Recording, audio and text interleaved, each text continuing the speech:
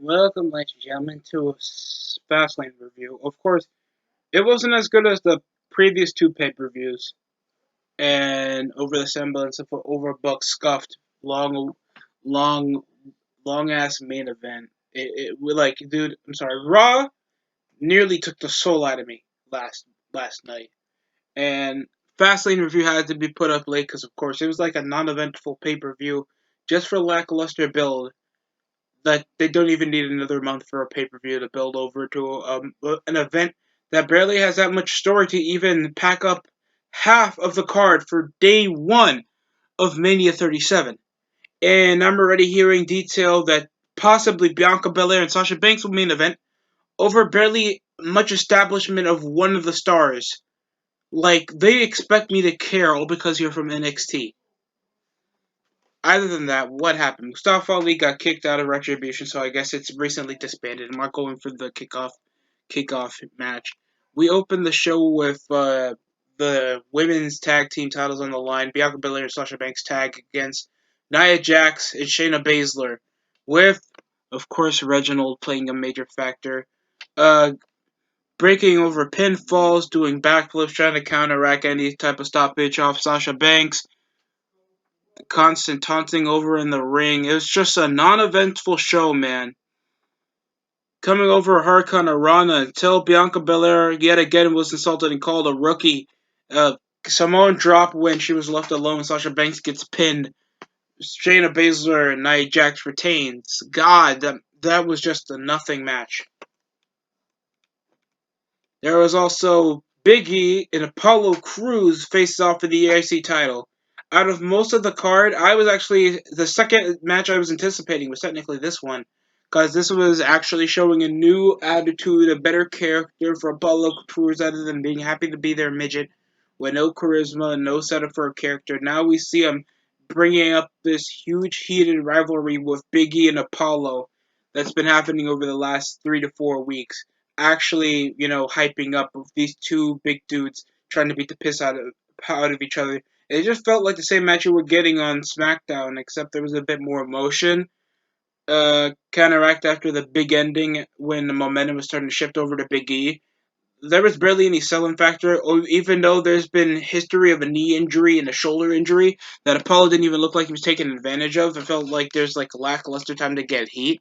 Well, Apollo to look strong because he's been consistently losing to this guy clean. So they come over a dusty finish, getting a double, two shoulders down for the pin. So it looks like they're gonna wait over until they drop the belt in a random episode of SmackDown, or they're gonna do it over at Mania. Yet this is like the fifth time we do it. We do this with Apollo and Big E, and it's not like I don't want to see them wrestle. It's either they just let them drop the belt already, or just kill yourself. I'm joking. That's messed up. Other than that, we had Braun Strowman versus Elias. Yes, Shane was suffering over a knee injury due to training, and now he gets replaced by Elias. I was complaining about his spot at WrestleMania, and it comes out of him squashing Corbin at Mania last year. And now Strowman is like so dumb. I'm not that in in like this match was nothing. Knee strike, like I guess there was like a shoulder tackle, Riker dodging, and like the worst sell job over the shoulder tackle that Elias ever done. It ends with the power slam. Strowman just gets a nothing victory on pay per view for nothing, just to build to the match. And the story for Nakamura versus Rollins, guys. Uh Dude, it's nothing. I don't care. People are just anticipating over just Cesaro getting a shot to face a top guy like Rollins. Even though, like, why isn't he getting pushed at Fastlane? I mean, he beat the number one contender twice on SmackDown, and they don't even do contender matches. Like, it's so stupid. And I know SmackDown's gonna possibly be the same repetitive nonsense, but we're gonna accept it because it's better than Raw because it's consumable, and we actually have a character that can talk.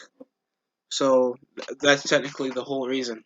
And plus, it has a more marquee star than most of the main events seen on Raw. So that's technically it. So Nakamura and Rollins is fighting. The only reason Nakamura is fighting him on pay per view is because he's tag team partners with Cesaro. There's no semblance. They just fought off, and then Rollins hit him with a curb stomp.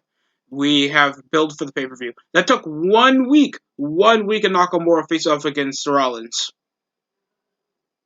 I am so anticipated for this match. Heel kick, spin out heel kick. There's a bunch of kicks over Nakamura. Near full package. It's like the same moveset and wasn't even targeting any part of the body. Rollins comes around complaining about Cesaro giving him the spin for like 22 times. Rollins picks up the victory after a curb stomp. And it just felt like an uneventful SmackDown match. Like, this is nearly the same complaint that we have after Payback from last year. Where it's like, oh, it's a nothing pay-per-view out of nowhere to just have a reason to just drop the belt to Roman. Sure, I like Roman Reigns and the best character he's had so far, but dude, it just feels like an excuse to just have a pay-per-view. Now, at least this is for Peacock, so this is a subjugated reason to why WWE needs content to be on Peacock, while that was just a random pay-per-view on the network. There was no reason. There was no reason to have that live. So, one of the better matches of the night was Sheamus and McIntyre, and I'm gonna rant about this in my Raw review later on. But by God, bro, it was so with the Smurf jizz on McIntyre's face. Like, I love the kendo stick shots. These guys were actually beating the hell out of each other. Chair shots over Future Shock GDT on pieces of the commentary table. Irish Chris on the commentary table. These guys were like hitting each other on the freaking. They were actually using the Thunderdome mini TVs and hurting themselves. You get to see the actual anguish and the pain. The only sad thing was like this wasn't for a future title shot because McIntyre's was already set in stone, and they never gave any legitimate argument, even though both men have not have barely traded wins, and the last time they wrestled was a draw over a no contest. So it's a bit complacent why you even have McIntyre even feuding still with Sheamus.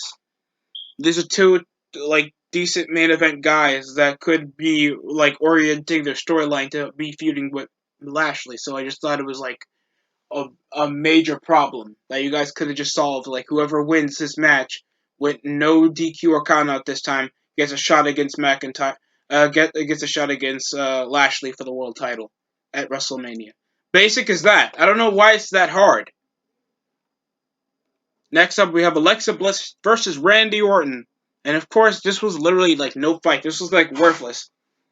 We all know that the Fiend was coming back, or else there'll be no reason why there would be an organized match involving this 5 foot nothing chick that trying too hard to look goth, and of course Randy Orton wearing his gear, even though you're facing up a woman like half your size. So it was like fireballs, light like Orton came off his entrance, getting black stuff still in his mouth, and yet that's still not technically explained. Then technically, black magic out of Alexa Bliss, kill me. Uh,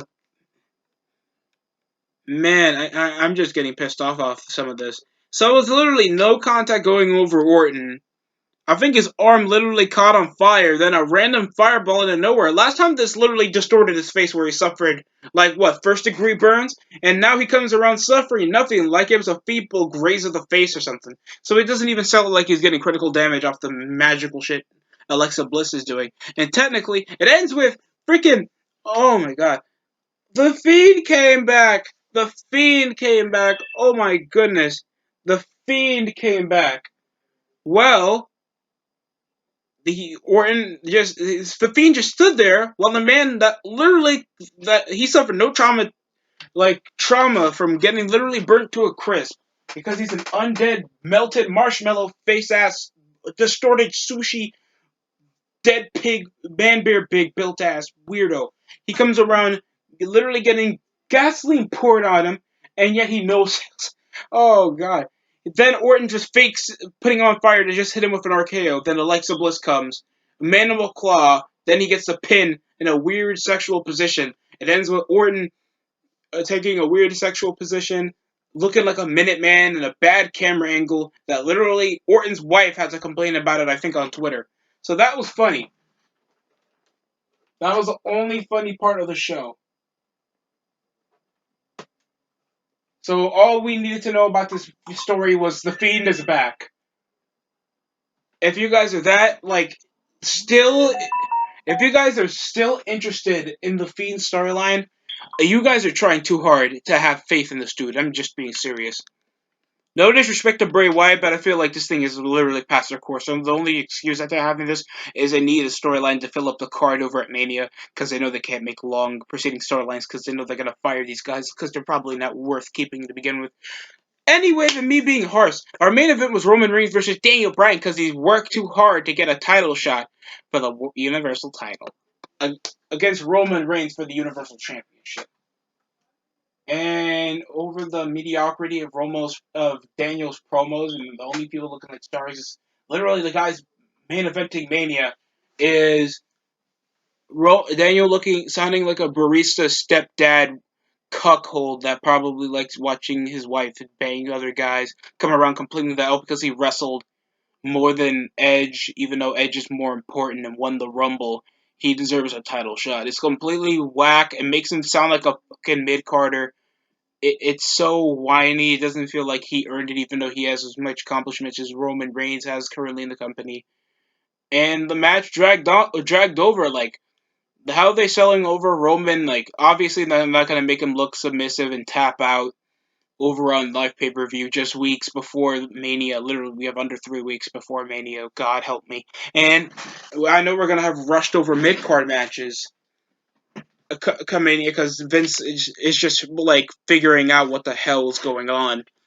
And cool. There was a few cool moves, but it was just dragged over of overbooking. Like Roman had second attempts over the spear, distractions over Edge, a ref bump that came over a distraction. I don't think there was even an attempt over a low blow. Jey Uso came to stop Edge off getting the pin over at Daniel Bryan after the running knee, and he got super kicked. And there was another attempt over the yes lock, and it took him nearly 2 minutes until, like, how strong are we pushing over Roman to hold himself over 4 attempts over the yes lock? Edge comes hitting both men with steel chairs. Roman was strong, even though Edge hit Daniel more. Roman dragged for the cover. That's technically it. Edge gets pissed off over the accidental chair shot Daniel had for him later on in the match. It ends with Roman Reigns retaining. Like, there was like no title changes over most of the show. They couldn't even like give a chance for at least like Big E to look a bit weak and outsmarted off Apollo.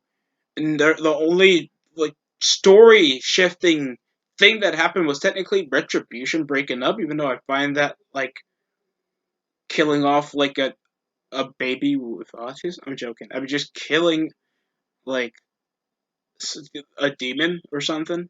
I don't really care. That's technically all I can say. The show was mediocre. Other than that, there was like a few, like two good matches. Like the main event, even though it dragged over and it was overbooked, and of course, the no DQ, no holds barred match involving Sheamus and McIntyre. Everything else can just look a big one. Just my opinion. But like, comment, subscribe if you like the show. It was a mediocre pay per view in my opinion. If you guys think differently, please comment down on the comment section below. Like, share the rest of this. Thanks for watching. We're close to 50, ladies and gentlemen, and we're about to get there. Hope you have a nice day.